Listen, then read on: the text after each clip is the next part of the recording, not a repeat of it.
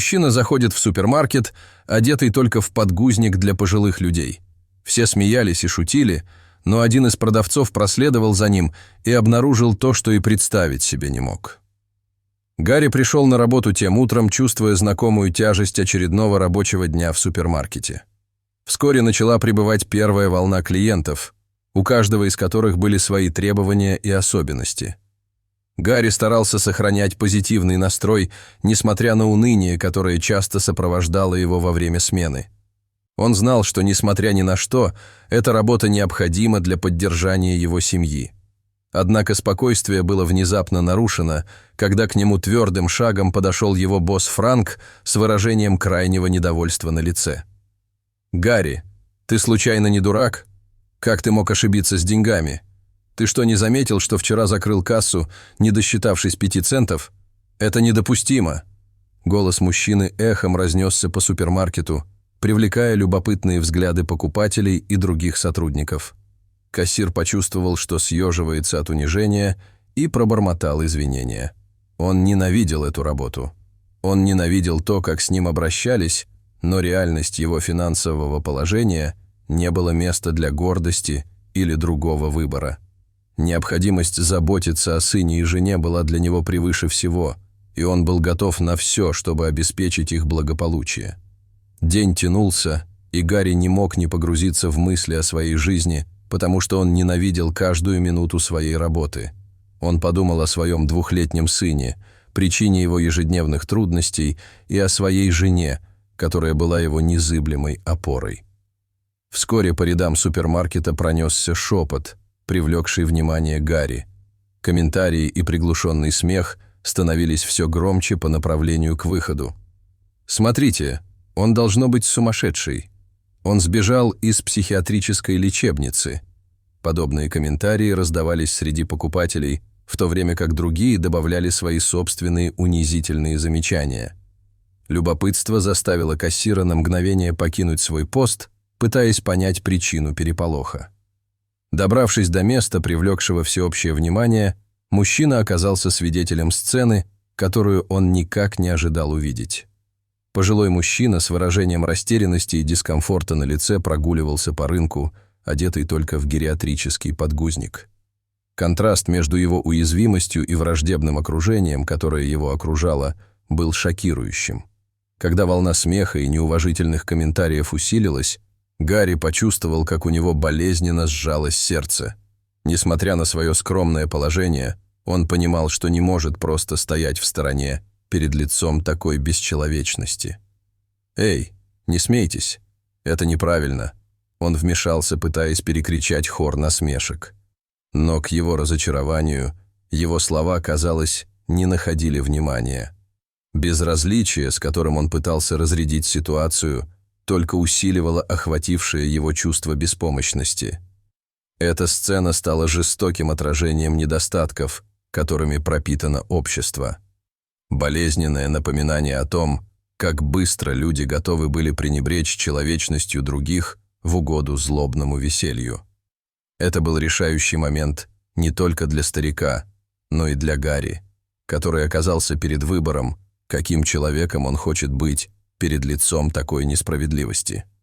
Старик, совершенно не обращая внимания на смех и злобные взгляды, продолжил свои покупки, совершенно не смущаясь того, что на нем был только подгузник.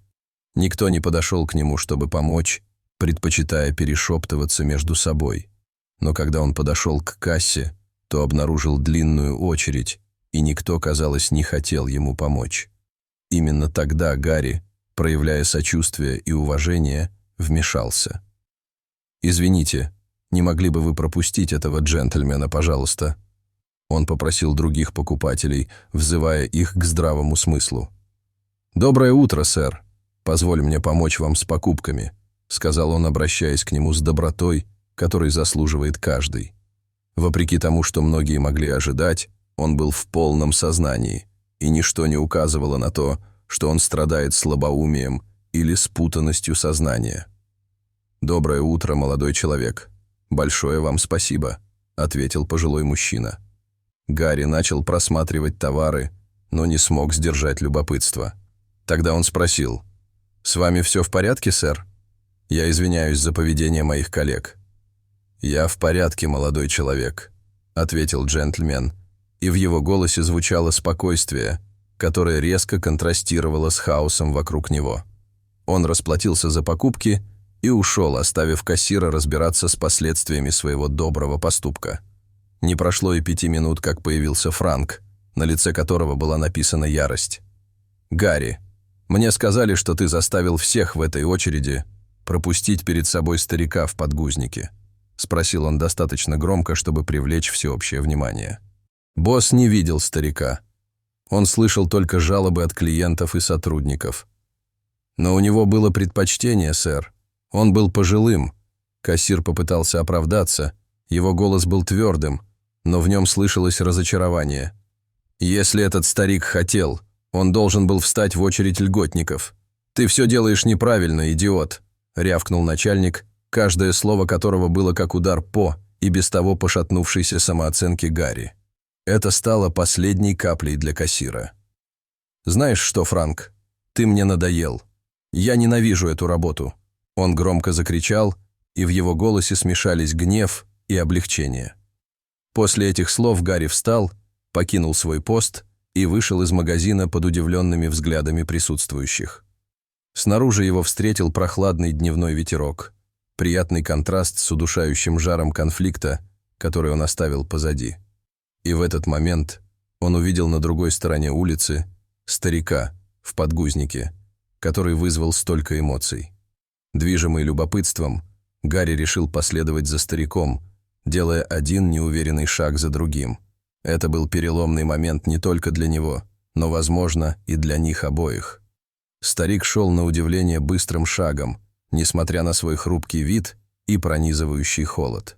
Люди на улице бросали на него самые разные взгляды, от безразличия до удивления, когда видели, что на нем нет ничего, кроме подгузника. «Подождите, сэр. Пожалуйста, наденьте мое пальто. Вам слишком холодно в таком виде», — сказал кассир, добравшись до него. Старик, у которого ноги дрожали от холода, посмотрел на него с выражением удивления и облегчения на лице. Гарри не стал дожидаться ответа. Быстрым и осторожным движением он завернул старика в свое пальто, прикрыв его тело. «Спасибо, молодой человек. Вы очень добры», — сказал мужчина. Его голос дрожал не только от холода, но и от волнения, что он нашел доброту в этом равнодушном мире. «Это меньшее, что я могу сделать. Могу я проводить вас домой?» С неподдельным беспокойством предложил молодой человек. Старик кивнул с легкой улыбкой, еще раз поблагодарив его. Пока они шли, Гарри спросил: «Как вас зовут, сэр?» пытаясь завязать разговор, чтобы получше узнать человека, которому он помог. «Меня зовут Артур. А вас, молодой человек?» «Меня зовут Гарри», — он ответил с улыбкой. «Извините, что спрашиваю, но что произошло сегодня?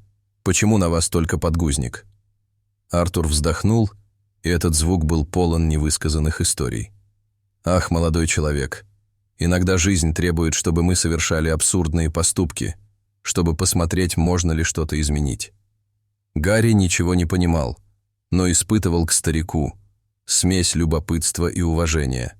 Тогда старик спросил его, почему он ушел с магазина, ведь он работал. «О, я больше не выношу своего начальника. Он очень невежественный и ругается на всех сотрудников без причины.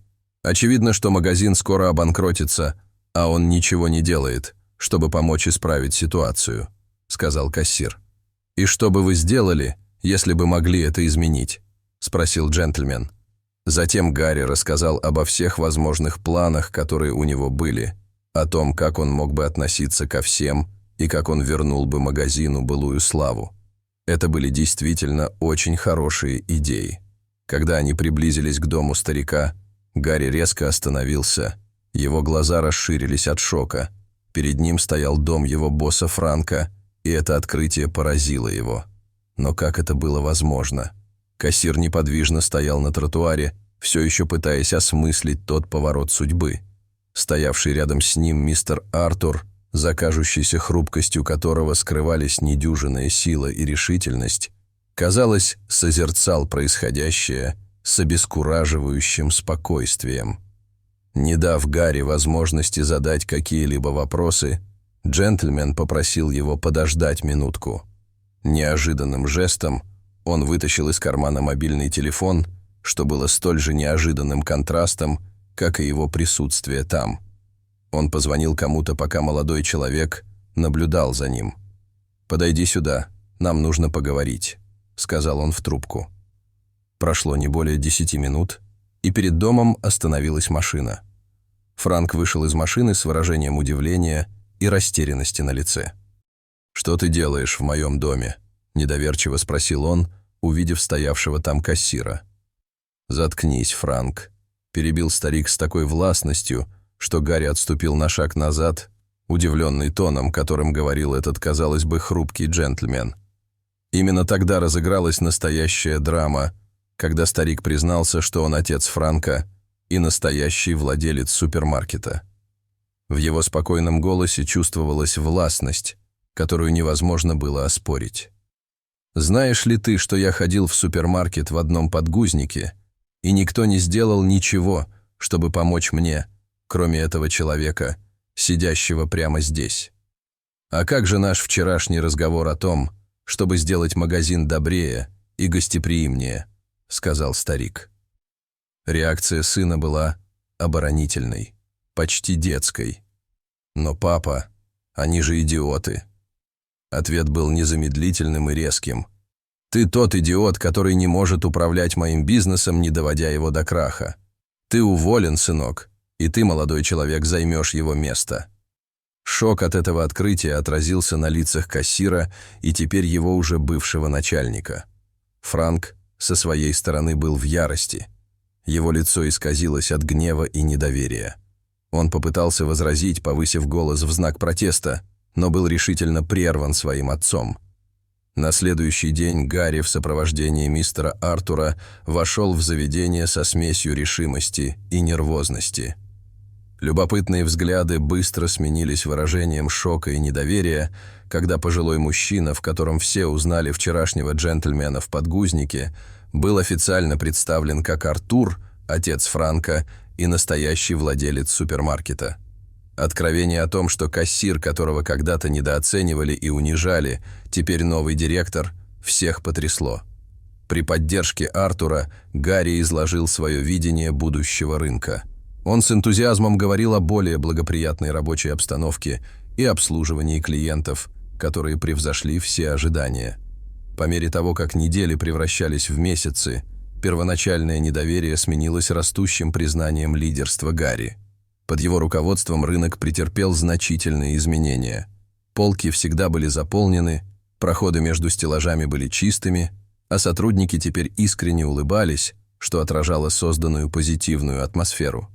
Размышляя о своем путешествии, Гарри не мог не восхищаться тем, как далеко он продвинулся благодаря своей доброте и смелому решению помочь пожилому человеку, оказавшемуся в беде. Этот акт сострадания не только изменил его жизнь, но и доказал, что доброта и сочувствие действительно могут изменить мир вокруг нас. Дорогие зрители, что вы думаете об этой истории? Расскажите, пожалуйста, в комментариях.